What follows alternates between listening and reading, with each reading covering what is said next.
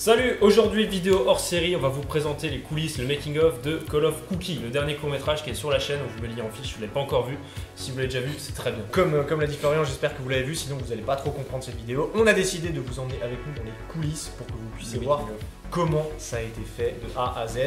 Et puis on va commencer tout de suite, allez, c'est parti.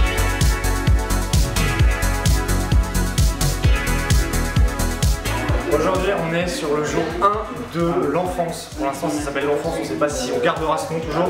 On a un décor d'enfant, on va tourner tout ça, les soldats sont en place, ça va être cool. Pas d'explosion aujourd'hui, c'est la semaine prochaine. Ok, bon, je vous explique le projet pour ceux qui n'auraient pas suivi. En gros, on tourne un espèce de court métrage qui s'appelle l'enfance pour l'instant. Et il y a 2 jours de tournage, et aujourd'hui et la semaine prochaine. Call of Cookie, qu'est-ce que c'est? Très simplement, c'est l'histoire de, en fait, 2 enfants qui jouent dans leur salon et qui s'imaginent une espèce de guéguerre avec des méchants et des gentils. Tout est caricaturé. Ouais, on a tout exagéré. Ouais. Caricaturé.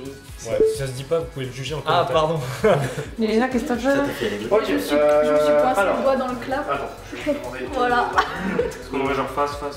Si c'est un peu comme ça. Un peu décalé. Là-bas on a de la lumière, là-bas on a. Ouais, allez, avec les plans. Allez. On a fait en sorte que les éléments qu'on retrouve dans, dans ce petit court-métrage, en fait, ce soit des éléments enfantins. On a tous, quand on était gosse, je pense vous aussi, on a tous joué à la guéguerre dans le salon. On s'imaginait des histoires. Et le but, c'était de raconter ce que ces enfants pouvaient s'imaginer comme histoire. Le tournage s'est déroulé en 2 jours. Le premier jour, c'était en intérieur, c'était très facile. Il y avait juste de la discussion, du chant contre chant, des trucs très basiques. Donc pas de grosse prise de risque là-dessus. On a tourné avec des enfants. Ouais, pour la première fois. Et c'était rigolo parce que il faut gérer des enfants. Et bon, des enfants, c'était des grands enfants, ça va. 10-12 ans. Ouais, voilà, je veux dire, big up à eux. Du coup, c'était bizarre, c'était une façon différente de gérer ces acteurs. Parce que sur d'autres tournages, on est en mode bon, allez, toi, tu fais ça. C'est vrai. Là, il faut leur expliquer, il faut prendre le temps et puis voilà. Et rien de ouf, les plans étaient fixes.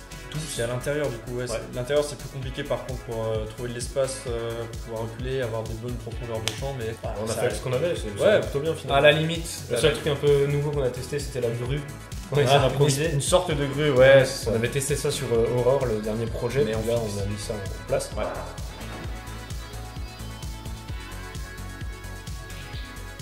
Ça va chier. C'est énorme. C'est du génie.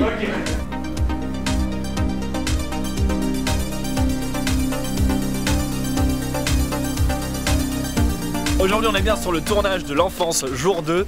Voilà, alors il fait super froid et je vous laisse avec Koé. Avec qui? Koé mec, l'animateur radio. Le deuxième jour on a tourné en extérieur, donc là c'était plus compliqué, c'était plus pénible, c'était plus fatigant, c'était tout en plus. Alors il faisait froid, c'était de la boue, il y avait de la neige, il y avait des trucs qui marchent pas, il y avait tout, et en même temps il y avait rien. La chose drôle dans ce tournage, c'est pour ça qu'on fait un making of, c'est qu'il y a les 2 extrémités. Il y a le jour 1 où tout se passe nickel, il n'y a pas de soucis, et il y a le jour 2 où tout va de travers et c'est vachement compliqué. Mais ça, on le savait avant. Oui, mais il y avait une chose positive, on avait du bouillon. Je leur ai dit les gars, j'aurais du café, du bouillon. Et ils m'ont dit oui, du bouillon. C'est très bon. Enfin, je veux dire, tu fais un peu tofu. Mais non, mais c'est juste. Non, alors oui, bouillon et café, bien sûr. Il faisait très froid, on a tourné ça en février. Ouais. Et bien sûr, de la neige était présente. De la boue l'après-midi, boueux. Des problèmes techniques.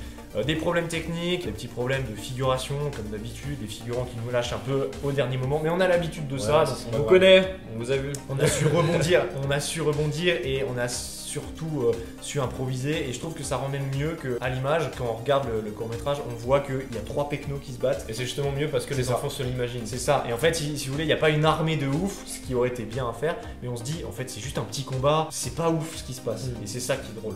À ce point-là, je vais t'écraser. C'est quoi la scène là? Je me pousse, t'inquiète. On refait la même, ça va? On fait la même, on est d'accord? On fait la même. Ah d'accord. J'ai pas compris du coup, je me suis dit quand vous voulez. Ouais, c'était pour eux, c'est pas grave. Et je pense qu'on va garder cette prise, et maintenant on fait que genre un gros plan sur Jaws, un gros plan sur le drone que je vais tenir qui va faire semblant de voler. On a contacté un étudiant qui, lui, son but c'est de faire des artifices plus tard. Big up à lui, je lui fais coucou. Et du coup il nous a fait une nouvelle façon, il nous a fait une station de lancement, voilà. Il nous a fait ça pour à chaque fois différents types de feux d'artifice. Et le problème, ce qui est dommage, c'est que du coup il était pas là sur le tournage, et il est arrivé ce qu'il fallait pas arriver, c'est qu'il y a eu des couilles. Donc allez, sur les 10 stations de lancement qu'on avait, et on en avait 6 qui n'ont pas marché, je dirais. C'est dommage, c'est quand même plus de la moitié.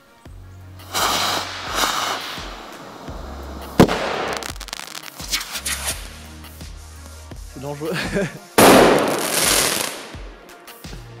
Heureusement, la grosse station de lancement, celle-là a fonctionné. C'était la grosse explosion. T'amènes quoi, Flo? Bon, les petites ont pas marché, on va tenter la grande. Le connecteur est déjà en place en fait. Du coup, c'est batterie directement dessus. C'est ça. Et la batterie. Ah, mais du coup, la télécommande, c'est pas celle-là. Non, c'est la 2.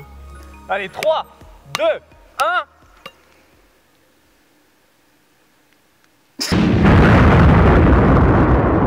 Par contre, je vous avoue que franchement, c'était super cool de tester ce matériel et on peut se mettre à une vingtaine de mètres de l'explosion. On a une petite zapette, on appuie sur le bouton et ça explose.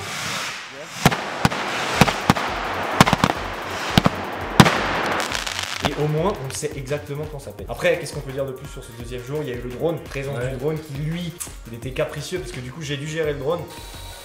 C'est pas du tout un drone qui fait des belles images. Hein. Les images ont été filmées par toi, celle vue du drone. Et ce qui est chiant avec le drone, c'est que les batteries sont très limitées. Il y avait, sur une journée de tournage de batterie du drone, il y avait 45 minutes d'autonomie, même pas, sachant qu'il faisait très froid. Et les batteries, quand il fait froid, c'était au lithium. Et ben, elles diminuent de ouf. Une batterie. Du coup, bah, n'achetez pas les drones parottes. non, mauvaise pub. Non, mais série DJI. Ce qui était intéressant, c'est qu'il nous a fallu trouver 2 acteurs pour jouer les enfants plus vieux, du coup, vu qu'ils s'imaginent qu'ils sont des soldats, des adultes. Et ça a été le retour de Lorenzo Casabona, Jocelyn Quenon-Berger, qui ont fait leur grand retour après la belle époque du survivant. Voilà, pour ceux qui connaissent. On mettra dans la description. On peut mettre dans la description les gants. Vous connaissez pas, c'est un projet qui date du lycée, que Thomas avait fait de son côté avec des potes de l'époque. Et ça fait plaisir de tourner avec eux parce que bah, moi, personnellement, je les voyais dans le survivant à l'époque, je les voyais un peu comme des stars. Voilà, c'est ça. Et là, de bosser avec eux, c'était trop bien. Monsieur X et Max. Monsieur X et Max, ils étaient de retour. On a réussi à les avoir. Et ils sont très doués comme acteurs. Moi, j'aime beaucoup leur jeu. Et puis, ils sont vachement disponibles pour nos projets. D'ailleurs, Jocelyn est dans notre prochain projet. C'est vrai. Aurore, qui joue un étudiant là, par contre. Aurore, qui. On vous tiendra encore la sortie.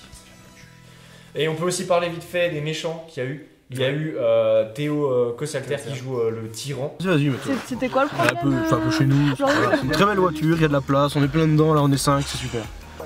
Je suis le méchant. Ça sera. Pareil, disponibilité c'était nickel, il était super chaud. Et puis voilà, il nous a fait une belle pépite. Thomas Perrier, Brandon Lidin et il y a eu ma maman qui a joué le rôle de la maman. Oui, c'est pas faux. La maman de Thomas. C'est ça. C'était vraiment drôle. Alors du coup, pour ceux qui ont compris, la métaphore du tyran, le tyran c'est la maman. Il a la faim, mais il est malade lui. Les gens qui l'ont pas vu. Non, mais c'est drôle parce que quand on est gosse, justement, voilà, on est un peu en mode maman, tu m'énerves.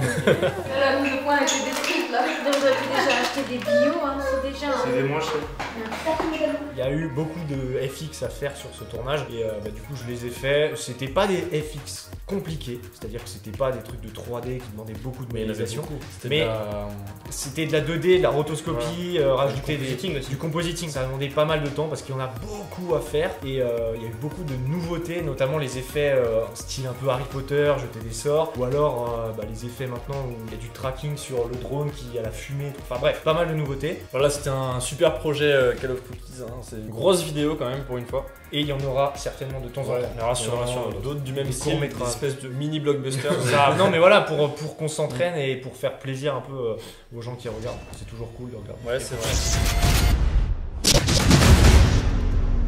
Sur ce, nous on va repartir pour de nouvelles aventures. Encore une fois. Abonnez-vous, lâchez un like et commentez, dites-nous ce que vous avez pensé de Call of Cookies. Vous avez sûrement peut-être déjà vu, si vous l'avez pas vu évidemment c'est là en fiche ou dans la description. Allez, on s'en va. On s'en va. Non ?